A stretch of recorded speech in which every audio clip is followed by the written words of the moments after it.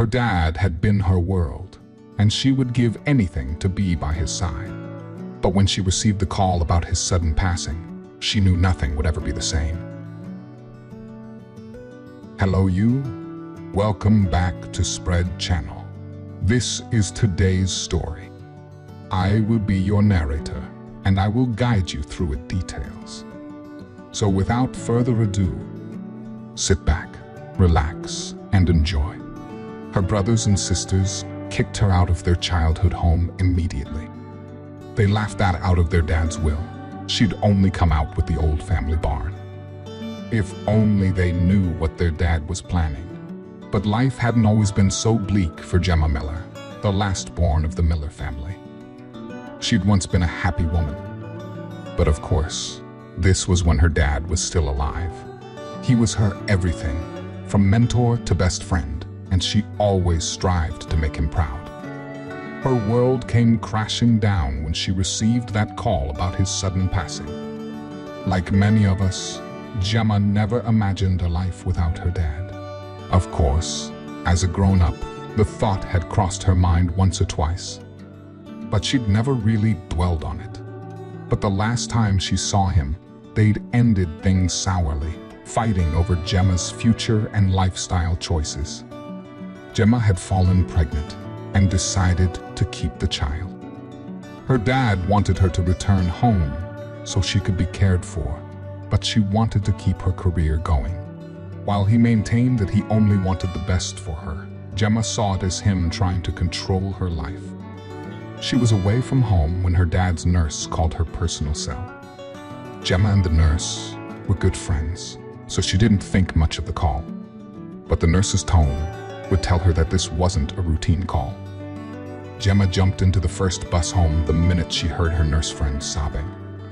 Her dad had just gone into cardiac arrest, and EMS were trying to resuscitate him. Guilt-ridden, Gemma prayed with everything within her that he'd pull through.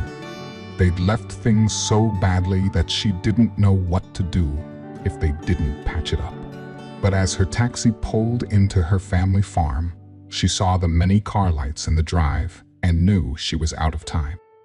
The worst thing had happened. The following days were a blur for Gemma, who was stuck in a perpetual whirlwind of stomach-churning grief and guilt. Everything had blurred into nothingness around her. She only snapped back to reality when the family lawyer called her name one evening, standing in the middle of the living room with her dad's will in hand. Although Gemma's dad wasn't the wealthiest in town, he had a few properties around the county that turned heads. His lawyer read his will solemnly, dividing up the properties among Gemma and her 3 siblings. She thought she'd get something of value from everything. She'd been her dad's favorite, after all. But as the lawyer continued reading, she realized this wasn't the case. Gemma's relationship with her siblings hadn't always been the best. In fact, they rarely got along. Her big brothers loathed that she was the most similar to their dad, while they were high school dropouts who didn't bother to do anything with their lives. Gemma had worked her way to college and was an assistant veterinarian in town. Although she loved her brothers to the moon and back, she suspected they didn't share her feelings. She'd soon know their true colors. Gemma's dad left everything to her big brothers, save for a derelict barn some yards away from the family home. The lawyer was barely outside the house when her brothers kicked her out. They didn't care that she was in her first trimester of pregnancy or that she was their blood and flesh. They jeered at her, drunk and staggering, as they called their friends for a party. The bitter end was here. Gemma watched as car after car drove into the farm, drunk people filling out and running into her childhood home. Furious, she stomped back in to give her brothers a piece of her mind, but they only stared at her before dragging her out. "Dad's no longer here to protect you," they said triumphantly. "Go to your barn and sleep there." Dejected, Gemma pulled herself from the ground and walked away. She couldn't believe her dad would do this to her. Even more painful was her brother's treatment of her. She never understood why their hate burnt so brightly. With tears streaming down her face, she fished out her phone to call a taxi. It seemed this was no longer home. But then her sight landed on the barely standing barn. Gemma approached the building with fury and pain churning within her. She kicked at its walls and pummeled its rotten walls. Why would her family do this to her? Wasn't she cut from the same cloth as them? She was still assaulting the building when she heard a voice behind her. The man would make her rethink her dad's will. "I could take it off your hands. You know," the voice went.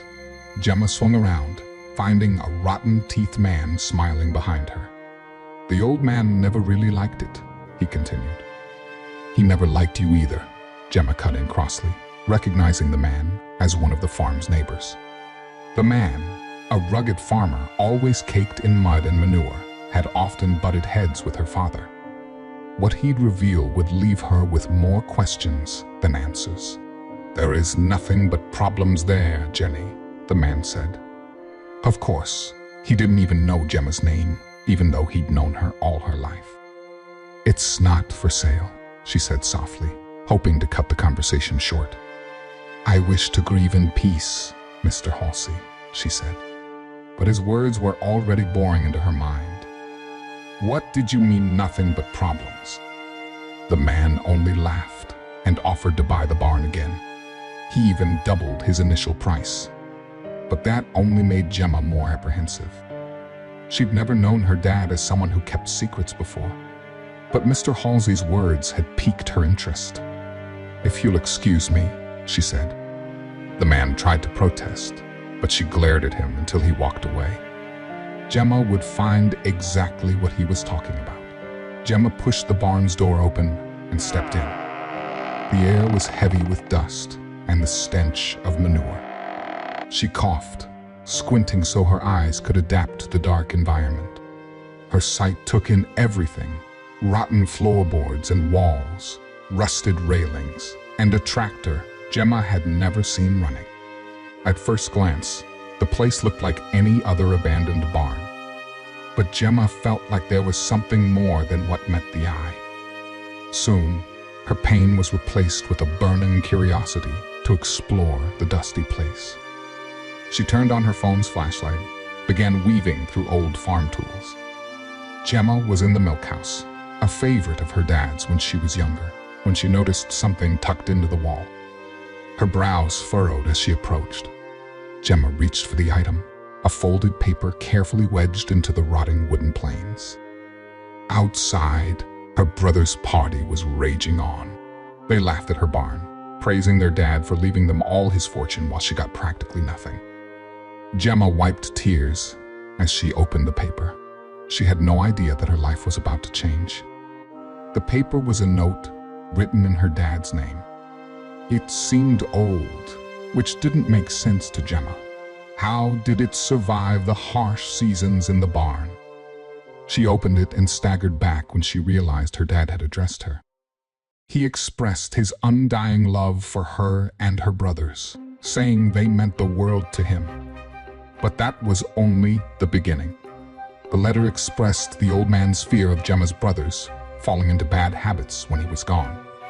He asked Gemma to build a life for herself, knowing she was more than capable. But at the foot of the note, there was a section about a hidden cellar door in one of the barn's stalls. He had unlocked it and wanted Gemma to explore, saying he'd hidden a cupcake for her to find. Gemma's back shot straight. She remembered her younger days. Her dad had always hidden cupcakes for her in the house, asking her to root them out if she could. 9 out of 10 times, the cupcakes weren't pastries, but items such as storybooks and kids' novels. The word had been their code word for treasure. Gemma wasted no second. She turned on her heels, racing for the barn's furthest stall. After a few minutes of searching, Gemma found the cellar door hidden under piles of dry hay and straw. The hinges were rusted, and the door handle was covered in gunk. But Gemma didn't care. She pulled the door open with both hands, nearly screaming as she employed all the energy in her body. She shone her light into the darkness that greeted her. Her eyes broadened at what she saw. A corridor stretched into the darkness before Gemma. She looked at her dad's note, wondering if she could honor his wish. A dry lump of air forced its way down her throat. Could she do this? The noises outside were louder now, the merrymakers making fun of Gemma and her bad luck. That alone gave her the courage she needed to see this through.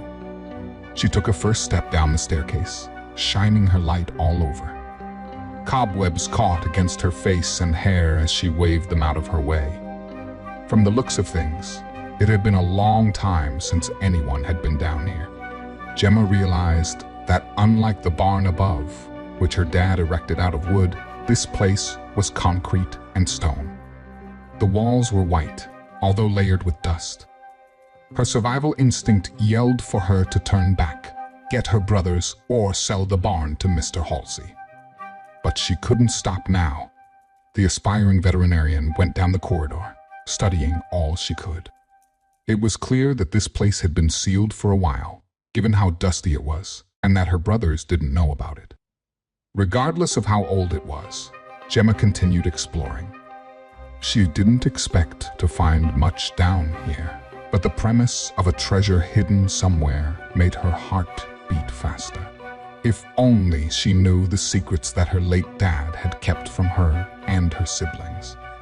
After 10 minutes of walking, Gemma made it to a room at the end of the corridor. The place was just as dry as the corridor, although it looked like a bank vault. But what it contained is what robbed Gemma of all her words. She stared at her find, suddenly frozen in place. Her lungs constricted and her mouth ran dry. How could her dad hide such things from his family? Gemma thought she'd always known her dad. She was his confidant in his older days, and he'd opened up about so much to her. But he never failed to mention all this in his stories. A sickening rush fired through Gemma. She couldn't tell if it was fear or excitement. As she walked into the room, one thing became clear. Her dad wasn't the person she'd always believed he was. When we are young, we see our parents as our heroes. The possibility of them being dangerous individuals in the outside world never occurs to us. Sometimes they are heroes to the outside world, a fact that we never learn while growing up until someone reveals it to us. For Gemma, such secrets would be laid bare tonight. "Cupcake," she whispered, "cupcakes. Lots and lots of cupcakes." Before her, lined on the room's floor, were wrapped packages. They covered every inch of the room, from one wall to the next. Gemma squatted down and carefully picked up the first one, which had another note stapled to it. The message was short, giving her a clue of what was happening. "My little cupcake," the note started.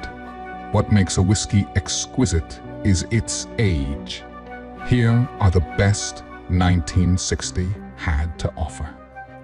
Find Mr. Livingston." There was a phone number on the paper. "He will help." Gemma opened the package, almost falling back when she saw the famed Macallan logo on a bottle of whiskey. Another package had a Glenfiddich bottle. One vintage bottle like this could go for thousands of dollars. Gemma couldn't even count the number of packages before her. She slid to the floor, her head falling in her hands. "What's happening, Dad?" Disclaimer: to protect the privacy of those depicted, some names, locations, and identifying characteristics have been changed. Any resemblances to actual events, places, or persons, living or dead, are coincidental. Now, tell us in the comments, what would you do if you were in Gemma Place?